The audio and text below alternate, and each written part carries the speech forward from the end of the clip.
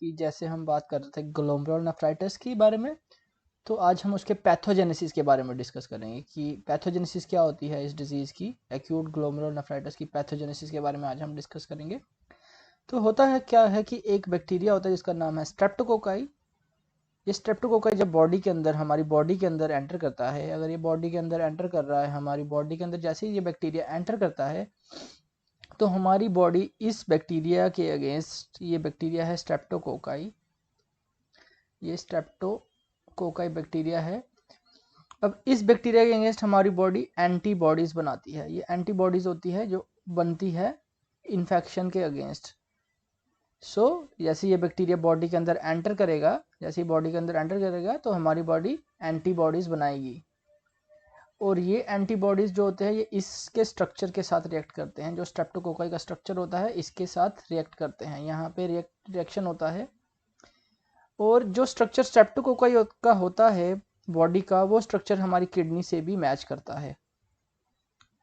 ऐसे ही स्ट्रक्चर हमारी किडनीज पर भी होते हैं, जैसे कि स्ट्रेप्टोकोकाई बैक्टीरिया के ऊपर होते हैं, वैसे ही स्ट्रक्चर हमारी किडनीज के ऊपर होते हैं। तो इसलिए होता क्या है कि जैसे ये एंटीबॉडीज़ बैक्टीरिया के साथ रिएक्ट करती है, उसके साथ साथ ये इसको भी समझ लेती है, स्ट्रेप्टोकोकाई किडनी के ऊपर जो मॉलिक्यूल्स होते हैं, तो इसलिए ये इसके साथ भी रिएक्ट कर जाती है एंटीबॉडीज़। इसकी वजह से किडनी हमारी डैमेज हो जाती है, ग्लोमेरुलस की इन्फ्लेमेशन होना स्टार्ट हो जाती है, तो ग्लोमेरुलनेफ्राइटिस हो जाता है। तो इसकी वजह से ग्लोमेरुलनेफ्राइटिस होता है। तो ये शॉर्ट में पैथोजेनेसिस थी कि बैक्टीरिया आया, स्ट्रेप्टोकोकाई हमारी बॉडी में आया, हमारी बॉडी ने एंटीबॉडीज़ बनाई, एंटीबॉडीज़ बैक्टीरिया के साथ तो रिएक्ट करी, साथ साथ में हमारी किडनीज के साथ भी रिएक्ट करके, जिसकी वजह से इन्फ्लेमेशन हो गई, ग्लोमेरुलनेफ्राइटिस। तो अब कुछ बात करते हैं कुछ स्ट्रेन्स के बारे में। यहाँ इस बैक्टीरिया की स्ट्रेन्स होती है जो स्पेशली किडनी को इन्वॉल्व करती है, जैसे कहते हैं हम नेफ्रिटोजेनिक स्ट्रेन, नेफ्रिटोजेनिक स्ट्रेन्स होती है। इसमें से कुछ स्ट्रेन्स होती है जो थ्रोट को इन्वॉल्व करती है, और साथ साथ में किडनीज को इन्वॉल्व करती है, और साथ साथ में रूमेटिक फीवर भी करती है। और कुछ स्ट्रेन होती है जो स्किन को इन्वॉल्व करती है, सिर्फ स्किन को इन्वॉल्व करेगी और किडनी को इन्वॉल्व करेगी, वो रूमेटिक फीवर नहीं करेगी। देखते हैं कौन सी स्ट्रेन जो है कि थ्रोट को इन्वॉल्व करती है, किडनी को इन्वॉल्व करती है और रोमैटिक फीवर करती है। उन स्ट्रेन्स का नाम अभी हम देखते हैं। उसमें स्ट्रेन्स रहती है हमारी 1 रहती है, स्ट्रेन 1 स्ट्रेन्स रहती है इसमें जो किडनी के साथ साथ रोमैटिक फीवर करती है। उसमें स्ट्रेन्स आती है 1, 2, 3, 4, 12, 25 एंड 49। ये स्ट्रेन्स होती है जो रोमैटिक फीवर कर सकती है, साथ साथ में किडनीज को इन्वॉल्व कर सकती है, साथ साथ में थ्रोट में इन्फेक्शन कर सकती है, ये थ्रोट में इन्फेक्शन कर सकती है। और कुछ स्ट्रेन्स होती है स्ट्रेप्टोकोकाई की जो सिर्फ स्किन को और किडनी को इन्वॉल्व करती है, तो वो स्ट्रेन्स रहती है हमारे पास 2, 47, 49, 55, 57 और 60। ये नेफ्रोटोजेनिक स्ट्रेन्स होती हैं जो डिफरेंट टिश्यूज़ को इन्वॉल्व करती है। तो ये थी पैथोजेनेसिस। अब पैथोजेनेसिस हम देखते हैं क्लिनिकल फीचर्स कैसे होते हैं, उनका पैथोजेनेसिस क्या होता है क्लिनिकल फीचर्स का। जैसे हमने बताया था कि पेशेंट को अडीमा हो जाता है, सूजन आ जाता है शरीर में, ये क्लिनिकल फीचर्स था। तो अब हम बात करें क्लिनिकल फीचर की, पैथोजेनेसिस कैसे होती है। पैथोजेनेसिस अगर किसी को अडीमा हुआ, ये अडीमा क्यों होता है? ये अडीमा होता है, ये सूजन इसलिए आता है बिकॉज इनमें क्या होता है, साल्ट और वाटर का रिटेंशन होता है।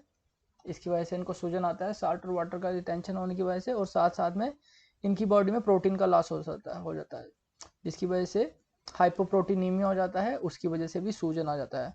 तो साल्ट एंड वाटर रिटेंशन और प्रोटीन लॉस की वजह से इनको सूजन आता है शरीर में। दूसरा पैथोजेनेसिस है कि इनका बीपी क्यों बढ़ता है, हाइपरटेंशन क्यों होता है। हाइपरटेंशन इनको इसलिए होता है बिकॉज इनकी बॉडी में एक सिस्टम एक्टिवेट हो जाता है जिसे कहते हैं रेनिन एंजियोटेंसिन एल्डोस्टेरोन एक्सिस, ये एक्टिवेट हो जाता है, जिसकी वजह से ब्लड प्रेशर बढ़ जाता है। रेनिन एंजियोटेंसिन एल्डोस्टेरोन एक्सिस की एक्टिवेशन की वजह से इनका बीपी बढ़ता है। साथ में इनमें हाइपर वॉल्यूम हो जाता है, वो इनकी बॉडी में वॉल्यूम फ्लूइड की ज़्यादा हो जाती है बिकॉज इनमें साल्ट एंड वाटर रिटेंशन होता है, जैसे कि हमने पहले डिस्कस किया। साल्ट एंड वाटर रिटेंशन की वजह से हाइपर वॉल्यूम हो जाता है, उसकी वजह से भी बीपी बढ़ जाता है। सो बीपी बढ़ने के 2 कारण होता है, एक तो रैस सिस्टम का एक्टिवेट होना जिसे कहते हैं रेनिन एंजियोटेंसिन एल्डोस्टेरोन एक्सिस, और साथ साथ में हाइपर वॉल्यूमिया की वजह से जो साल्ट एंड वाटर रिटेंशन की वजह से होती है। और एक और क्लिनिकल फीचर था, जैसे इनमें हीमेटयूरिया क्यों होता है, ब्लड क्यों जाता है यूरिन में, हीमेटयूरिया इसलिए होता है इनका बिकॉज इनमें ग्लोमेरुलस जो होता है स्ट्रक्चर, ग्लोमेरुलस, उसकी इन्फ्लेमेशन हो जाती है, एंटीबॉडी रिएक्ट कर जाती है, जिसकी वजह से ग्लोमेरुलस में डैमेज होता है और उसकी वजह से हीमेटयूरिया होता है।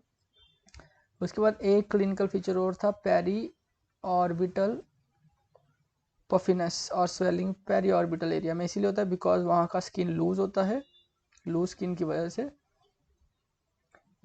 वजह से फ्लूइड वहाँ जल्दी एक्यूमुलेट हो जाता है, इसीलिए पेरी ऑर्बिटल पफिनेस और स्वेलिंग होती है। और लास्ट में इनमें ओलिगूरिया हो जाता है बिकॉज इनमें जीएफआर कम होने की वजह से ओलिगूरिया हो जाता है इनमें। 5वां नंबर, बिकॉज इनमें जीएफआर रिड्यूस हो जाता है, जीएफआर कम हो जाता है। और बाद में इनके जाके यूरीमिया और रीनल फेलियर हो जाता है, बिकॉज इनमें रिटेंशन होता है यूरिया क्रेटिनिन, इनमें बॉडी में बढ़ना शुरू हो जाता है यूरिया क्रेटिनिन, और बाकी नाइट्रोजनस बेस प्रोडक्ट्स जितने भी होते हैं वो बॉडी में एक्यूमुलेट होते हैं, जिसकी वजह से इनको यूरीमिया के फीचर आते हैं और अल्टीमेटली किडनी फेल हो जाती है। तो ये थे क्लिनिकल फीचर की पैथोजेनेसिस। तो अब थोड़ा साइड में टॉपिक डिस्कस करते हैं एक छोटा सा, कि क्लिनिकली हम किसी को लाल पेशाब आ रहा है उसके क्या क्या कारण हो सकते हैं। रेड यूरिन के कारण देखते हैं, क्योंकि इसमें भी होता है, तो अदर कारण हमें पता होना चाहिए रेड यूरिन क्यों आता है। एक तो रेड यूरिन इसलिए आता है कि अगर आरबीसी लॉस हो यूरिन में, जिसे हम कहते हैं हीमेटयूरिया। दूसरा है कि अगर हीमोग्लोबिन लॉस हो रहा है यूरिन में, तभी भी रेड यूरिन आएगा, जिसे कहते हैं हीमोग्लोबिन यूरिया। और लाल पेशाब आने का कारण होता है कि अगर कोई बीट रूट खा ले, इंजेक्शन ऑफ बीट रूट, उसकी वजह से लाल पेशाब आ सकता है।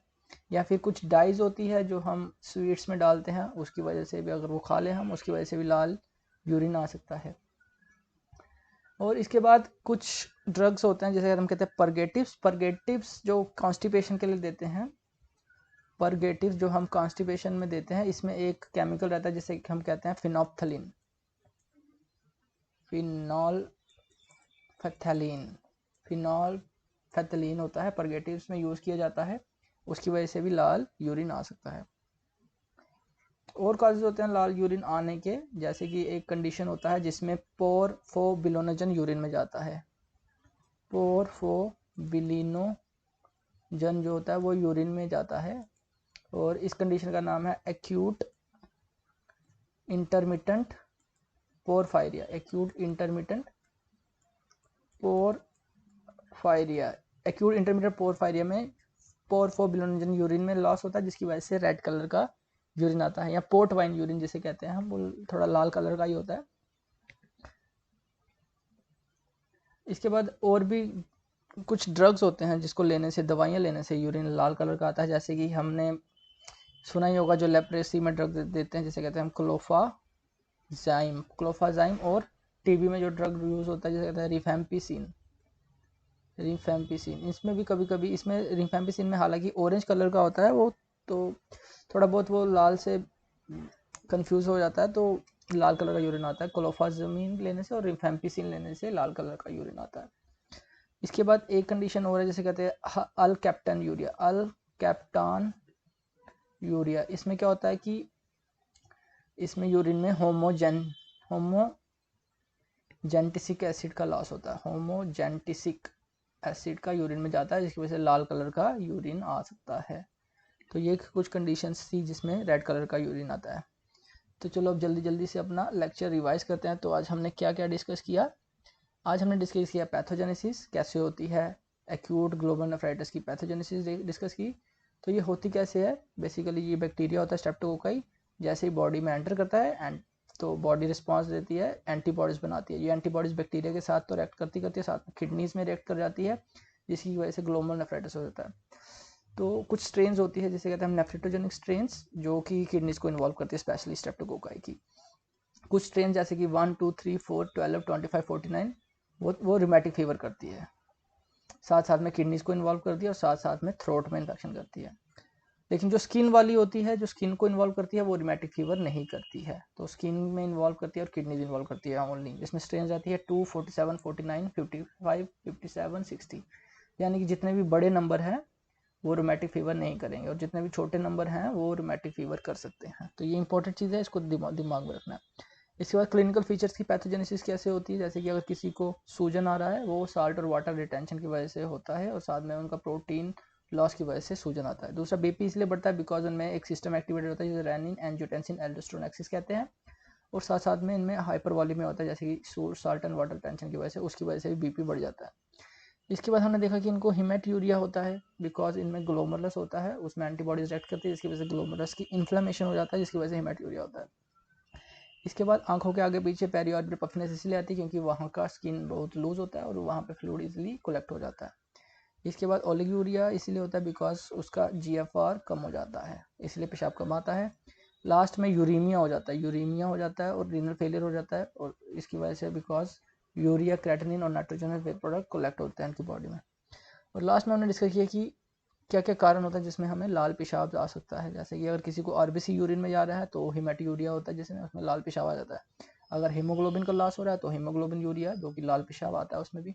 अगर कोई बीट रूट खा ले या कुछ डाइज खा ले जो मिठाई बनाने के काम आती है, उसमें भी डाइज रहती है, उसकी वजह से भी लाल पेशाब आ जाता है।